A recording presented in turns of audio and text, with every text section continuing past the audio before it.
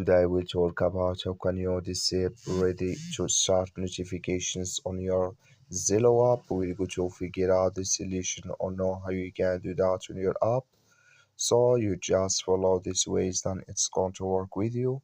So all you have to do, you just go here above this sign, click on it. When you just click on it, it's going to show for you a list like this here.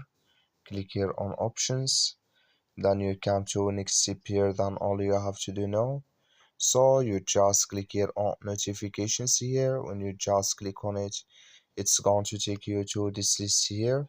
You come here to ready to send. Click here in this sign. So the like you see here, this sign show for us like this. That's me ready to send. It's disabled with us now. That's all you have to do. That's all. Thank you for watching. Don't forget to support us by liking, subscribe.